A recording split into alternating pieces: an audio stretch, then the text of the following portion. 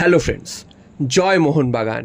মোহনবাগান আগামী মরশুমের জন্য অলরেডি দল গোছাতে শুরু করে দিয়েছে। তোমরা কিন্তু একের পর এক খবর পাচ্ছই। তো মোহনবাগান বেশ কিছু বিদেশির ওপর নজর রাখছে এবং সেগুলোর নাম কিন্তু এক এক করে বেরিয়ে আসছে। তো তাদের মধ্যে থেকে কাদের নেবে না সেটা ভাবার কিন্তু এখনও অনেক সময় রয়েছে। তবে মোহনবাগান কিন্তু এখন থেকেই বাজিয়ে রাখছে বিভিন্ন প্লেয়ারদের, যেমন বিদেশিদেরও দিকে নজর রয়েছে তেমনি দেশীয় প্লেয়ারদের দিকেও কিন্তু নজর রয়েছে। মোহনবাগান কিন্তু এবছর খুবই ভালো একটা দল গড়েছিল এবং তার ফল কিন্তু মোহনবাগান পেয়েছে। আইএসএল চ্যাম্পিয়ন হয়েছে 2 ম্যাচ বাকি থাকতে। ডুরান্ড কাপেও কিন্তু একটুর জন্য ফাইনালে ম্যাচ হেরে যায় টাইব্রেকারে। এছাড়া এএফসি চ্যাম্পিয়ন্স লিগের 2তে মোহনবাগানকে কিন্তু খেলতে দেওয়া হয়নি অন্যায়ভাবে, আর এখনও বাকি রয়েছে কিন্তু সুপার কাপ। তো সব মিলিয়ে মোহনবাগানের পারফরমেন্স কিন্তু অন্যান্য দলের থেকে অনেকটাই বেটার পারফরমেন্স ছিল এবছর। তো মোহনবাগান কিন্তু আগামী মরশুমের জন্য আরও ভালো দল গড়তে চাইছে এবং চাইছে যে যত সম্ভব ট্রফি কিন্তু আরও মোহনবাগান যাতে জিততে পারে। তো তার জন্য এখন থেকেই মোহনবাগান কিন্তু সেই দিকে নজর দিচ্ছে। এখনও আইএসএল এর যে বাকি নকআউট স্টেজ রয়েছে সেগুলো হতে এখনও প্রায় দিন 20 মতন বাকি। এছাড়াও সুপার কাপ কিন্তু এখনও 1 মাস বাকি রয়েছে। তো সব মিলিয়ে এই যে ফাঁকা সময়টা কিন্তু মোহনবাগান চাইছে যে অন্যান্য প্লেয়ারদের স্কাউটিং করে রাখতে, যাতে পরবর্তী মরশুমে গিয়ে মোহনবাগান তাদেরকে নিয়ে আসতে পারে, বা এখন থেকেই যদি কথা বলে রাখে তাহলে কিন্তু সুবিধা হয়। তবে এরকম প্রচুর প্লেয়ারের নাম বেরোবে, তবে সব প্লেয়ারই যে আসবে বা তাদেরকে নিয়ে আসা তার কিন্তু মানে নেই। তবে আজকের কিন্তু এক জায়গায় দেখা গেছে, একটা রিপোর্টিংয়ে দেখা গেছে যে মোহনবাগান কিন্তু 3জন দেশীয় প্লেয়ারের দিকে নজর দিয়েছে এবং 3জনই কিন্তু এই মরশুমে খুবই ধারাবাহিকভাবে ভালো ফুটবল উপহার দিয়েছে। তো 2জন নর্থ ইস্ট ইউনাইটেডের প্লেয়ার, একজন হচ্ছে গোয়ান প্লেয়ার। তো গোয়ান প্লেয়ার হচ্ছেন ব্রাইসন ফার্নান্ডেস। তোমরা জানো যে এই প্লেয়ারটি কিন্তু এই মরশুমে খুবই ভালো ফুটবল খেলেছে। মোহনবাগান ইস্টবেঙ্গল দুজনের বিরুদ্ধেই গোল করেছে। প্রথম লেগে তো মোহনবাগানের বিরুদ্ধে 2খানা গোল তিনিই করে মোহনবাগানকে একাই হারিয়ে দিয়েছিলেন। তো সেই প্লেয়ারটিকে কিন্তু মোহনবাগান টার্গেট করেছে এবং বোঝাই যায় যে কোনো প্লেয়ার যদি কোনো মরশুমে ভালো খেলে পরের মরশুমে কিন্তু মোহনবাগানের টার্গেট সেই প্লেয়ার হয় এবং মোহনবাগান যদি সেই প্লেয়ারকে চায় সেই প্লেয়ারকে কিন্তু তুলে আনে। তবে এই প্লেয়ারগুলো এছাড়াও কিন্তু আরও বাকি 2টো প্লেয়ারের নামও তোমাদের বলে দিই। বাকি 2টো প্লেয়ার হচ্ছে নর্থ ইস্ট ইউনাইটেডের, একজন হচ্ছে পার্থিব গগৈ এবং আরেকজন হচ্ছে জিতিন এমএস। তো এই প্লেয়ারগুলো কিন্তু যেই পজিশনেই খেলে মোহনবাগান কিন্তু সেই পজিশনে একাধিক প্লেয়ার রয়েছে। তো মোহনবাগান এইসব প্লেয়ারদের নিয়ে আসতে পারে, তবে নিয়ে আসলে যে কার বদলে কাকে খেলাবে, কতক্ষণ তারা গেম টাইম পাবে, এটাও কিন্তু একটা ব্যাপার। তো সেই সব প্লেয়াররা হয়তো সাফল্যের জন্য মোহনবাগানে আসতেই পারে, তবে গেম টাইম কে কতটা পাবে সেটা কিন্তু একটা বিষয়।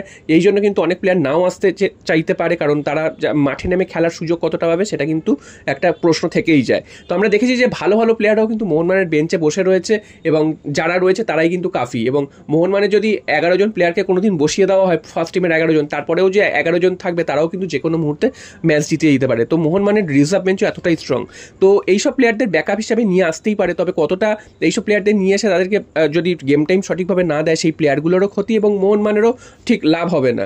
তো তাই জন্য এইটা মনে হয় যে মোহনবাগান যদি জুনিয়র প্লেয়ারদের এইসব জায়গায় তুলে আনে, যে যখন সিনিয়র প্লেয়াররা একটুখানি চোট পাবে বা একটুখানি তাদের বিশ্রামের প্রয়োজন হবে তখন কিন্তু জুনিয়র প্লেয়াররা যাতে খেলতে পারে, যেটা দীপেন্দুর ক্ষেত্রে হয়েছে। দীপেন্দু কিন্তু এইভাবেই উঠে এসছে।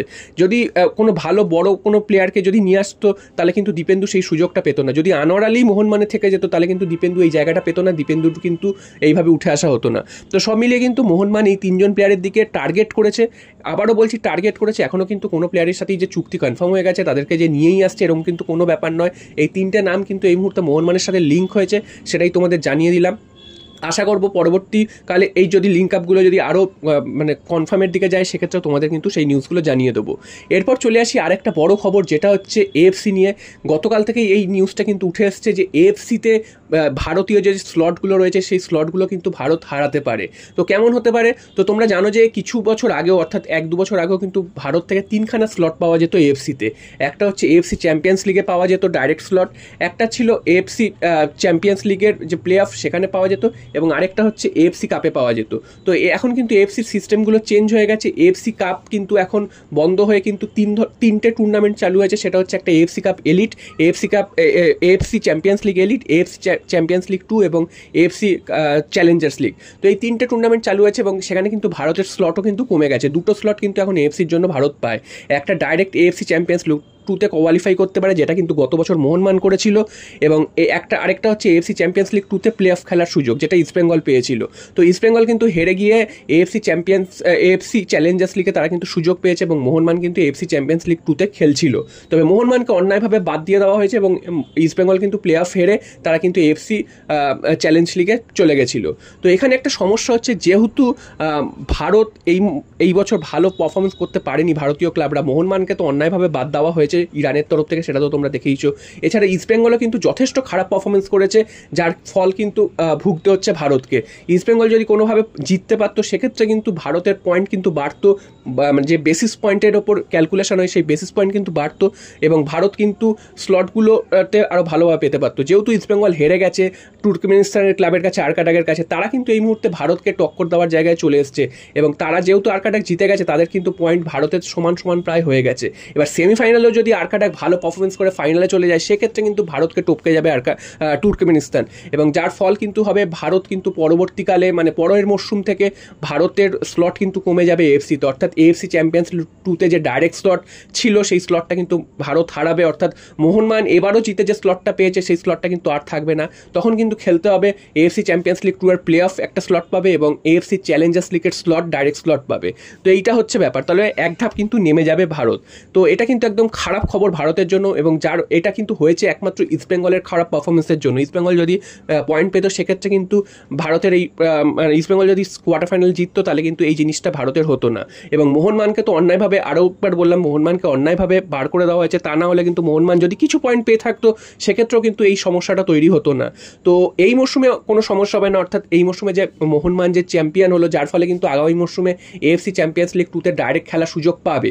তার পরের বছর থেকে, অর্থাৎ এর পরের বছর আইএসএলে যারা চ্যাম্পিয়ন হবে তাদের ক্ষেত্রে এই সমস্যাটা তৈরি হবে, তারা কিন্তু এই প্রবলেমটায় পড়বে। তো এটা কিন্তু ভারতের জন্য একদমই খারাপ খবর, এবং ভারতের থেকে কিন্তু এইসব স্লটগুলো চলে যাচ্ছে। ভারতীয় ফুটবলের মান তো এমনিতেই অনেকটা পড়ে গেছে, ক্লাব ফুটবল পর্যায়ে কিন্তু ভারত একটু ভালো জায়গায় ছিল, তো সেই জায়গাটাও কিন্তু হারাতে চলেছে একমাত্র ইস্টবেঙ্গলের জন্য।